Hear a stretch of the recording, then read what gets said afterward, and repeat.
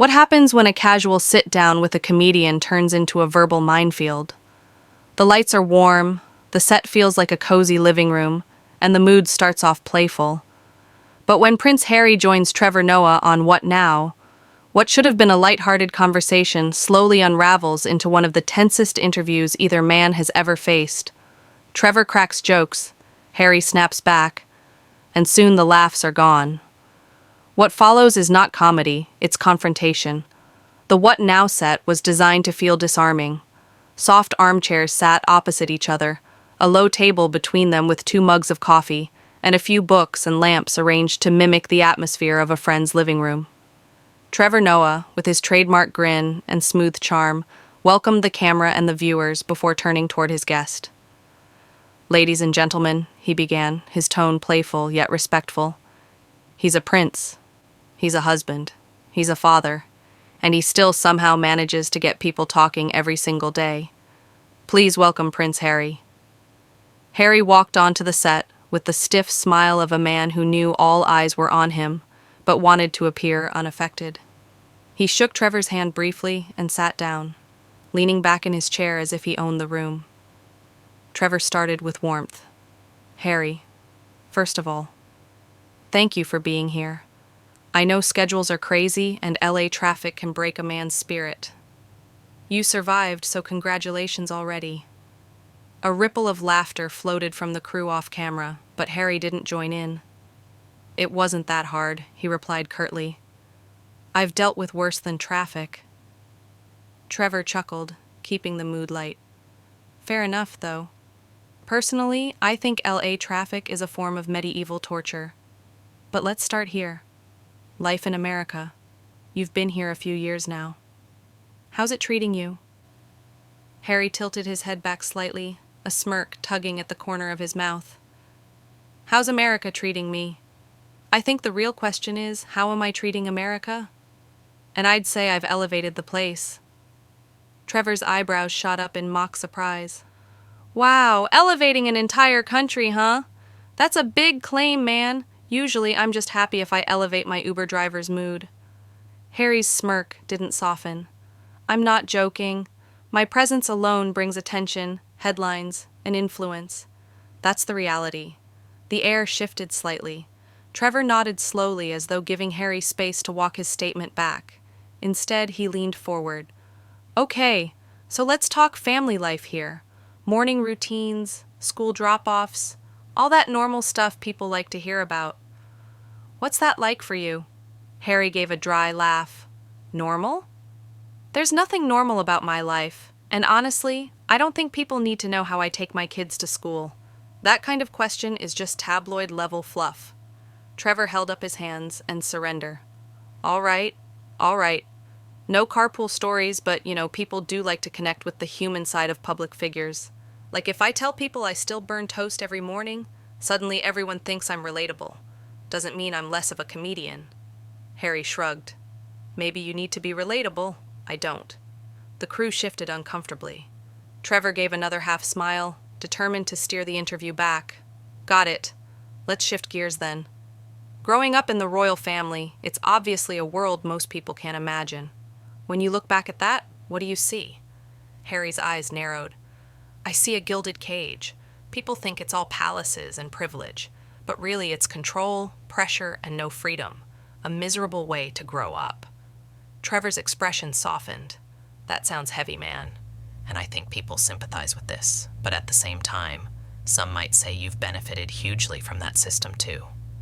Opportunities, connections." Harry cut him off, his tone sharp. "So what? I was born into it. That doesn't mean I owe it gratitude. If anything, I owe myself for surviving it." Trevor blinked once, then forced another laugh. "Well, I don't know about you, but I owe myself a lot of money if that's how it works. I survived public school lunches." The crew laughed again, but the tension lingered. Harry didn't crack a smile. Trevor pressed on carefully. "Let me ask this. Your mother, Princess Diana, she was beloved for her openness. Do you ever feel that same responsibility to be open with people who look up to you?" For the first time, Harry's smirk hardened into a glare. Don't compare me to her. I'm not living to be some saint for the public. I'm not here to please anyone. If people don't like me, that's their problem. The temperature in the room dropped. Trevor leaned back slightly, his easy humor tempered now with caution. All right, that's a strong answer. He shuffled his cards and looked at the camera with a practiced smile, but in his eyes there was a flicker of something else. Concern, maybe even irritation. As the first segment wrapped, Trevor thanked Harry for his candor, though the words sounded less sincere than usual. Behind the smiles, the atmosphere was charged. The living room set no longer felt like a cozy hangout. It felt like the opening round of a heavyweight fight, and the gloves had barely come off. The cameras rolled back in after a brief cutaway. The cozy set bathed once again in warm light. Trevor Noah clasped his hands together with his familiar stage-ready smile, though behind his eyes there was the unmistakable glimmer of someone navigating treacherous waters. Welcome back to What Now? We're still here with Prince Harry. Trevor began, his tone smooth, but tinged with caution. And I have to say, man, you don't hold back. Which is good. My audience likes honesty. You should see them when I try to lie about being taller than The Rock. Doesn't work. The crew chuckled politely. Harry, however, simply leaned back in his chair and shrugged. I've never needed comedy to make myself worth listening to. The smile on Trevor's face froze for a fraction of a second before he recovered. Right, good thing I do then, otherwise I'd be unemployed. He set the joke down gently and moved on. So, let's talk about your life here in the States. You've mentioned finding peace in California. What's a typical day like? Harry scoffed. Typical. Again, with that, my days aren't typical. I don't wake up worrying about paying rent or catching a bus. I'm not living like everyone else, and frankly, I don't see why I should pretend that I am. Trevor tilted his head, the joke forming almost automatically. Okay, so what you're saying is if you were on a bus, the bus would need to bow to you before moving. The crew laughed loudly, grateful for the levity. Harry didn't even blink. If I were on a bus, it would probably make headlines. That's the reality of being me. Trevor's smile dimmed again. He leaned forward, trying a softer approach. I hear you, but don't you think part of why people tune into conversations like this is to see the ways you are like them? Like, we all know you're not hopping on the subway every day, but people still want those small human details. Harry waved his hand dismissively. People want too much. They think they're entitled to every scrap of my life. That's why I left Britain. Constant intrusion. I'm not here to feed curiosity. I'm here to talk on my terms. The tone was colder now, sharper, and Trevor sensed the mounting chill. He shuffled his cards and tried another pivot. All right, let's go bigger then. When you look at the monarchy today, what do you see? Tradition, history, maybe something that still has meaning to the people of the UK. Harry leaned forward, his voice dripping with disdain. What I see is an outdated machine, a monarchy built on archaic rules and meaningless rituals. They dress it up as duty, but it's control. It's suffocating. Trevor pursed his lips and nodded slowly. That's heavy. But you know, there are people who would argue that you benefited from that same machine. You know, the education, the protection, the platform. Harry cut in sharply, his tone nearly condescending. Benefited? That word gets thrown around far too easily. I didn't ask to be born into it. Any so-called benefit was just the leash being gilded. The crew's quiet shuffling grew more noticeable. Trevor gave a nervous laugh, trying to ease the tension. Well, for the record, if anyone wants to put me on a leash with gold, I'd like it to at least be 24 carats. The joke landed weakly this time, the laughter more forced than genuine. Harry crossed his arms, unimpressed. Trevor pressed on, trying again. Let's talk about family. How's Megan? How are the kids? I know people are curious. Harry snapped almost instantly. People are always curious. Too curious. My wife is fine. My children are fine. And frankly, I don't think their well-being is anyone's business but ours. The idea that I need to perform my family life for an audience is absurd. Trevor held up a hand. Fair enough. I get that. I mean, even I try to keep my mom out of my stand-up routines, though she sneaks in anyway. But let me ask, you don't think there's value in sharing just a little bit so people feel connected? Harry leaned in, his eyes narrowing. Connected? That's not what they want. They don't want connection. They want access, and I refuse to give it. The silence that followed was tense, heavy. Trevor shifted in his seat and tried one more light jab. Man, if this interview was a Tinder date, I think you just swiped left on the whole world. The room chuckled, but Harry shook his head slowly, lips curved in a smirk. Maybe the world deserved it. That answer sucked the laughter right out of the room. Trevor exhaled, tapping his cards against his knee. He could feel the mood curdling. The casual vibe he'd worked so hard to maintain was slipping, and Harry seemed intent on burning through every ounce of goodwill.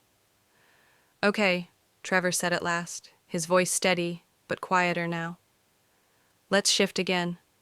Your mother, Princess Diana, she was admired globally for her openness, for her willingness to be vulnerable.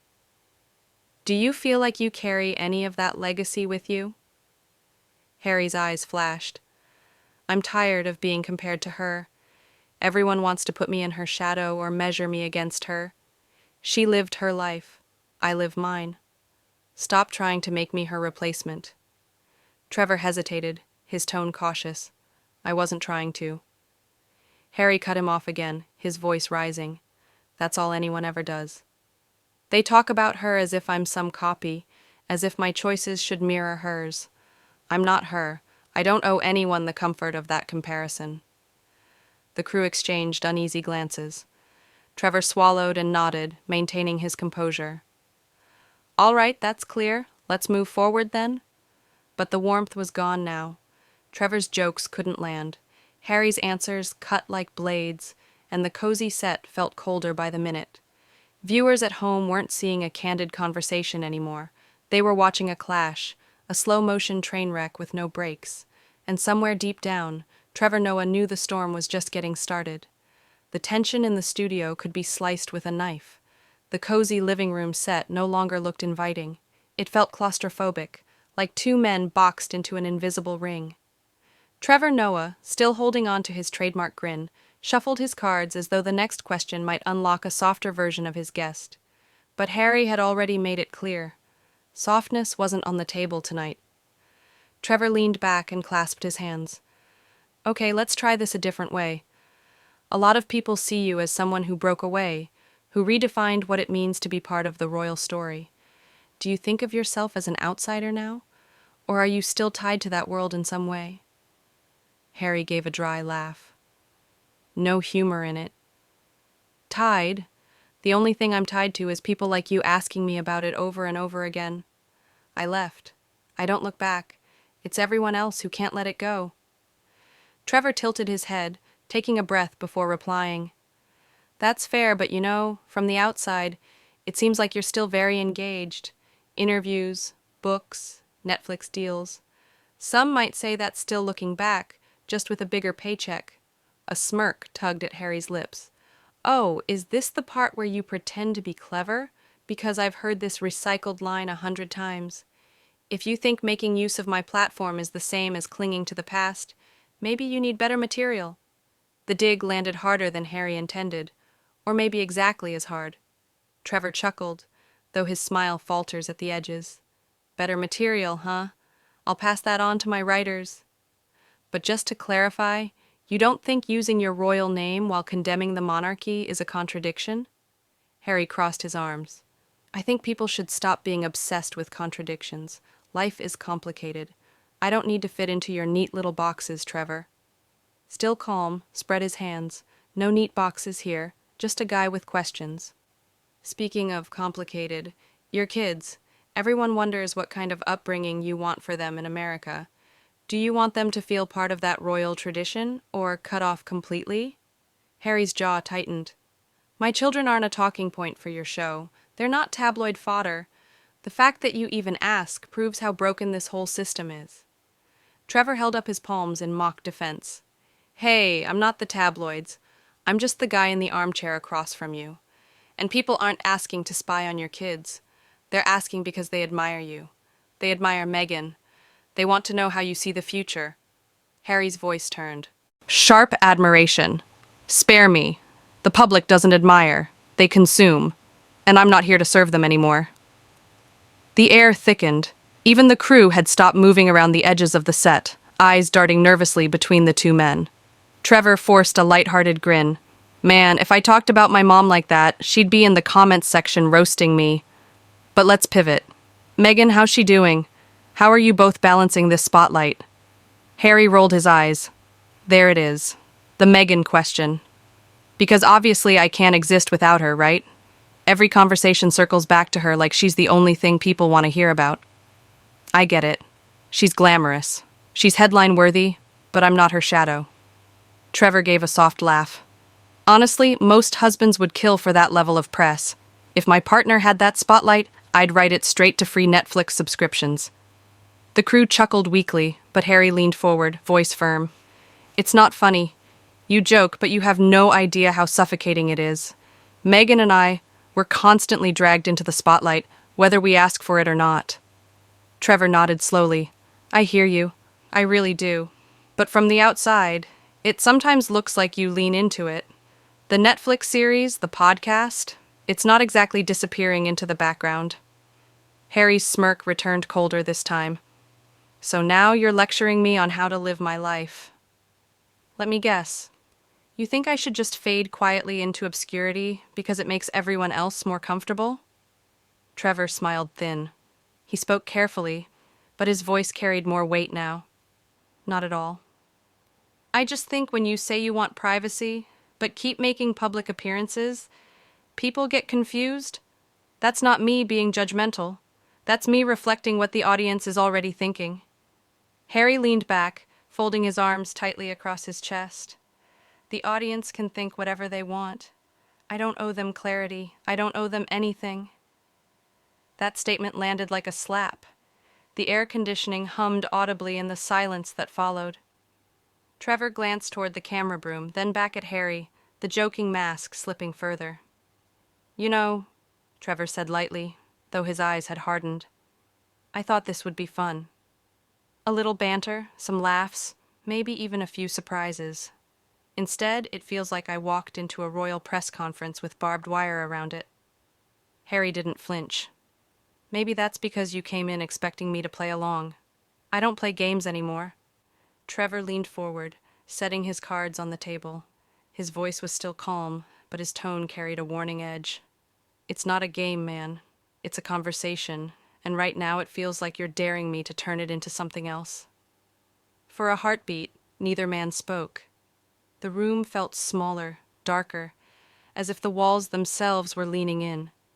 Harry's lips twitched into a faint smirk, as though he were daring Trevor to push further.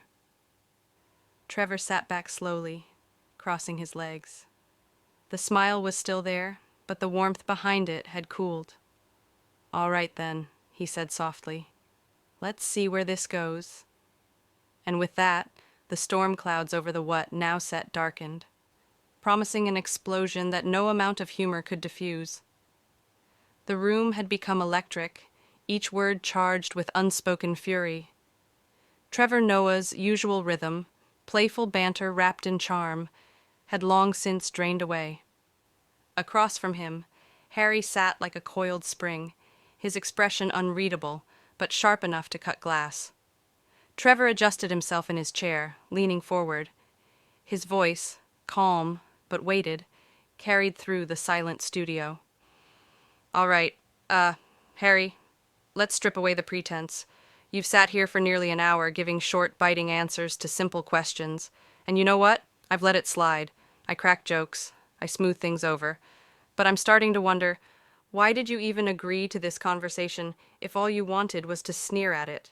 Harry smirked, leaning back with crossed arms.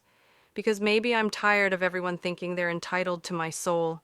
Every time I sit in this chair, people want raw confessions, dramatic revelations, or some neatly packaged story. I'm done playing that role. Trevor raised his brows. You call this done? This isn't honesty, Harry. It's hostility. I asked about your family, your kids, Megan, your future. You turned every one of those into a weapon. That's not pushing back, that's pushing people away. Harry's voice sharpened. Maybe people should be pushed away. They've done nothing but criticize, judge, and feed off me like vultures. The monarchy, the press, even so-called interviewers who hide behind jokes. It's all the same circus. Trevor's smile thinned until it was almost gone. A circus, huh? That's rich coming from the guy who keeps selling tickets. The books, the shows, the docuer. You built the tent yourself. Don't act like you're trapped in it. The crew shifted nervously, eyes darting between the two men as the temperature in the room seemed to rise. Harry leaned forward now, his voice low, almost a growl. You don't get it. You've never lived it. It's easy to sit there with your jokes and charm, pretending you understand. But you don't. None of you do. Trevor's jaw tightened, his patience finally fraying. He set his cards aside and clasped his hands together. You know what, Harry? You're right. I don't understand what it's like to be born into that world, but I do understand something else. Decency. And tonight, you've shown none of it. Harry's smirk faltered for the first time. Excuse me. Trevor's voice rose, not in anger, but in firm conviction. You've sat here. The world owes you respect, while you show none in return. You belittled every question, dismissed every topic, and carried yourself like a spoiled kid who thinks the world is beneath him. And frankly, I've had enough. The words hit like a hammer. The silence that followed felt almost heavy, as if the air itself had been sucked out of the studio. Harry blinked, visibly caught off guard. Trevor pressed on, his tone cutting but steady. Thought maybe this was just nerves, or maybe you were having an off night. But no, this is arrogance, pure and simple. And if you think this is how you honor your mother's memory, or how you build a future for your kids, you're wrong. You're not tearing down walls. You're just burning bridges. Harry's face hardened, his voice rising for the first time. How dare you? Trevor didn't flinch. He leaned forward, his eyes locked onto Harry's. Number. How dare you? You came into this space, into my show with nothing but contempt, and I was ready to laugh it off to give you the benefit of the doubt. But this isn't wit or courage. This is childishness dressed up as rebellion. Harry's fists clenched on his lap, but Trevor kept going. I've interviewed presidents, actors, activists, people who face storms bigger than most of us can imagine, and every one of them sat here with grace. You sit here dripping disdain, acting like you're too good for the chair you chose to sit in. That's not strength, Harry. That's weakness. The cameras rolled silently, capturing every moment. The crew barely breathed. Harry stood suddenly, his chair scraping against the studio floor. If this is what your show is, then I want no part of it. His voice was sharp, trembling slightly with anger. I don't need to sit here and be lectured by a comedian pretending to be a journalist. Trevor rose as well, though far calmer. He didn't match Harry's anger. He didn't need to. His words landed with the quiet force of truth. Then leave. Because the one thing this show won't do is enable arrogance. Not yours, not anyone's. Harry's jaw worked, his face red with fury. Without another word, he turned sharply and stormed off the set, his footsteps echoing in the stunned silence. The camera stayed trained on the empty chair he left behind. Trevor exhaled slowly, then turned to the camera. His expression softened, but his voice carried a note of gravity. Ladies and gentlemen, I don't know what you expected from tonight, but I doubt it was this. Interviews are supposed to be conversations. What we got was a wall, and I won't apologize for calling that out. What I will do is apologize to you for wasting your time on someone who clearly doesn't value it. He gave the faintest shake of his head, then sat back down, the weight of the exchange settling over the studio like a storm that had finally broken. The feed faded to black, leaving viewers everywhere stunned, replaying the confrontation in their minds. Harry had come to tell his story. Instead, he had walked away with none. If you were shocked by this dramatic showdown, don't forget to hit the like button, Subscribe for more explosive stories and tap the bell so you never miss the next unbelievable interview moment. Trust me, you won't want to miss what's coming.